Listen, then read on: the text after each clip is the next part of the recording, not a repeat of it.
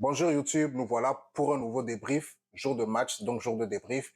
Déjà, merci beaucoup à tous ceux qui prennent le temps de regarder mes vidéos, de déposer un petit like, ceux qui prennent le temps de s'abonner. Vraiment, je vous encourage énormément à le faire parce qu'il y a de belles choses qui arrivent sur cette chaîne, donc je vous encourage énormément à le faire. Merci à ceux qui le font.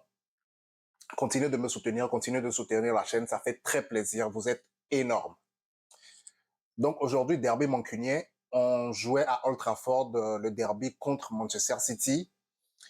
Et je pense que, soit vous l'avez tous vu ou ceux qui ne l'ont pas encore vu, on s'est fait manger 3-0 par Manchester City.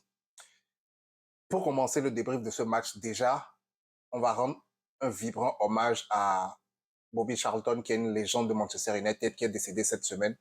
Un vibrant hommage à lui, comme ça a été fait au terrain par tous les joueurs, que ce soit les joueurs de Manchester United ou que ce soit les joueurs de Manchester City. Ça a été très beau, tout le monde a applaudi. Il y a des anciens joueurs, des légendes des deux clubs qui sont venus main dans la main pour rendre un dernier hommage à Bobby Charlton et ça, c'était vraiment magnifique.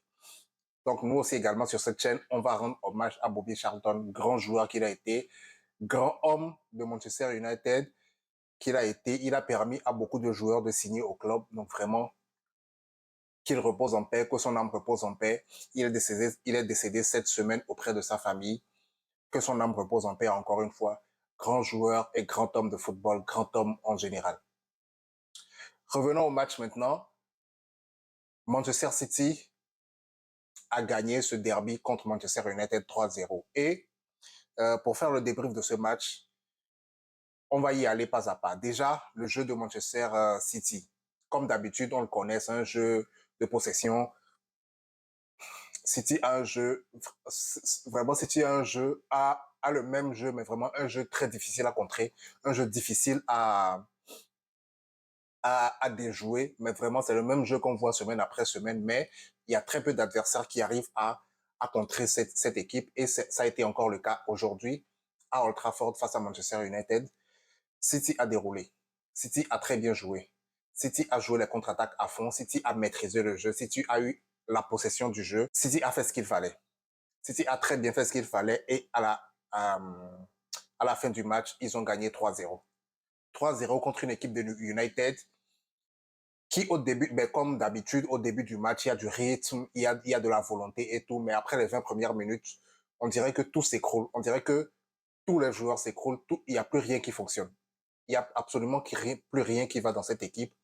On dirait que tous les joueurs n'ont plus envie de jouer. Il n'y a plus d'envie, il n'y a plus d'agressivité, il n'y a plus de, voilà, il n'y a plus de cette volonté d'aller sur le porteur du ballon. City jouait très très librement en milieu de terrain. Dans notre défense, ils faisaient des passes, ils déroulaient, ils jouaient, ils étaient très libres sur le terrain. Il n'y avait aucune agressivité, aucune intensité dans le jeu de Manchester United. Et ça, c'est quelque chose qui est très déplorable. Et c'est quelque chose qu'on remarque depuis de nombreux matchs maintenant. Ce que je voudrais rajouter, c'est que il y a certains joueurs dans cette équipe de Manchester United qui doivent se revoir. Déjà, on va commencer par la défense. La défense, Harry Maguire, aujourd'hui, encore une fois, pour moi, il a été bon. Il a été bon, Harry Maguire, et depuis quelques matchs maintenant, on retrouve un autre Harry Maguire, et ça fait vraiment plaisir à voir. Ça fait vraiment plaisir à voir de voir un joueur qui, malgré tout ce qu'il a subi, malgré toutes les moqueries, il a été mis à l'écart, il était même en vente cet été, mais malgré ça, il n'a rien lâché. Il a toujours dit qu'il allait continuer à travailler pour retrouver sa place. Et il a continué à travailler, il a persévéré. Et il est en train de retrouver sa place en l'absence de Lisandro Martinez et Raphaël Varane. Il a vraiment retrouvé sa place et il a montré qu'on pouvait, c'est un joueur sur lequel on pouvait compter dans cette défense. André Onana. André Onana, il n'a pas été mauvais aujourd'hui. Et loin de là. Je pense que malgré qu'il ait pris 3 buts, il doit être l'homme du match aujourd'hui parce que les arrêts qu'il a fait, sinon facilement, on perdait 6-0. Facilement, très très facilement, on perdait 6-0. Les entrées qu'il a fait, André Onana, ce arrêt qu'il a fait sur la tête plongeante de Erling Haaland, j'ai sauté de mon canapé. Je me suis dit, c'est pour ça qu'on l'a acheté. C'est pour ça qu'on l'a acheté et il se réveille enfin. Il se réveille enfin parce que c'est pour ça qu'il est là. C'est pour ça qu'il est là. André Onana, majestueux aujourd'hui. Malgré qu'il ait pris 3 buts, c'est vraiment des erreurs de concentration de la défense. Surtout le deuxième but de Haaland. Il était tout seul au deuxième poteau. Personne ne le couvrait. Tout le monde, personne ne le couvrait. Il a eu toute la lucidité de placer la tête comme il devait. Une action qui est faite et refaite pendant ce match, mais malgré ça, qui a encore réussi à surprendre cette défense.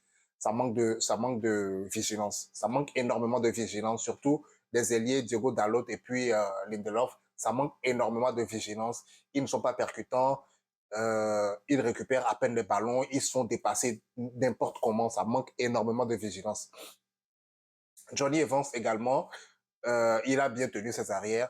Il a fait son match. C'est juste que les joueurs de City, à un moment, étaient de trop dans la surface de réparation mancunienne et ça a réussi à créer un surnombre dans cette défense et il y avait beaucoup plus d'occasions qui se passaient. Johnny Evans, Harry Maguire, moi, je n'ai absolument rien à dire par rapport à eux. Ils ont très bien joué leur rôle. Ils sont juste fait dépasser. Au bout d'un moment, ils ne peuvent pas tout faire à deux. Au bout d'un moment, euh, il faut apporter quelque chose. Au bout d'un moment, il faut que l'équipe arrive à défendre ensemble et arrive à attaquer ensemble. Et cette équipe de Manchester City n'a pas eu de problème à dérouler son jeu, n'a eu aucun problème à dérouler son jeu. Il n'y avait aucune intensité dans le jeu de Manchester United. Aucune intensité. Le milieu de terrain, Amrabat, alors Amrabat, lui, lui, complètement invisible. Il se faisait dépasser. On aurait dit qu'il était lourd. Il n'arrivait pas à courir. Il n'arrivait pas à presser. Il se faisait dépasser par les petits Foden, Pedri et tout. Pas Pedri. Foden et tout ça. Il se faisait dépasser complètement. Il n'arrivait pas. Il suivait personne. Amrabat, 0 dans ce milieu. 0. Amrabat ne suivait personne dans ce milieu. On aurait dit que il était juste là pour faire le nombre. Amrabat, il était juste là pour faire le nombre, fantôme, Halloween. Il était là parce qu'on avait besoin d'une décoration d'Halloween, fantôme. Et il était là pour jouer ce rôle de fantôme. Amrabat, 0/0.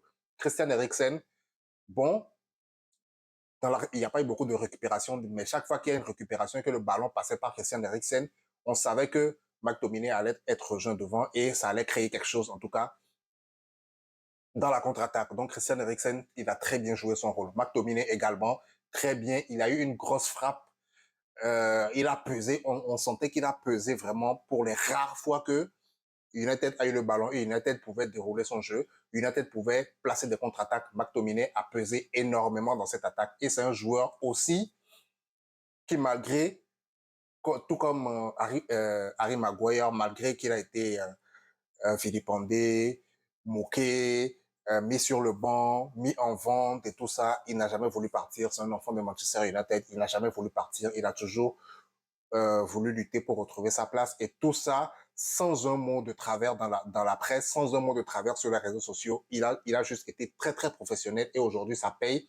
Il a, il a mis des buts dans les matchs précédents et aujourd'hui encore, il a failli mettre un très beau but sur un contrôle, frappe orientée. Heureusement que Ederson était là, ben malheureusement pour nous, que Ederson était là pour vraiment contrer la frappe. Mais McTominay, énorme également pour les rares fois qu'il a eu à toucher le ballon, pour les rares fois qu'il a eu à être une menace pour la défense de City.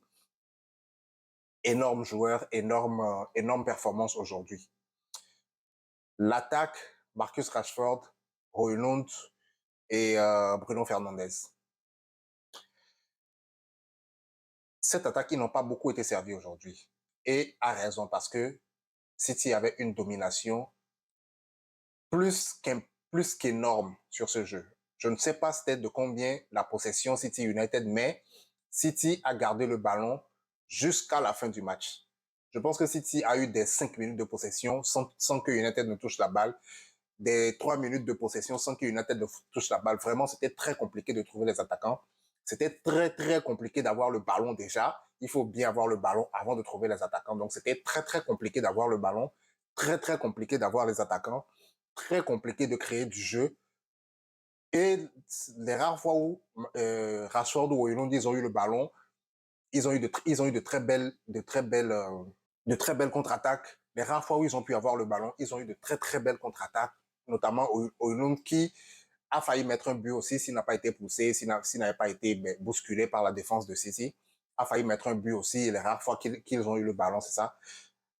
Marcus Rashford et Højlund et Bruno Fernandes également, ils n'ont pas été mauvais.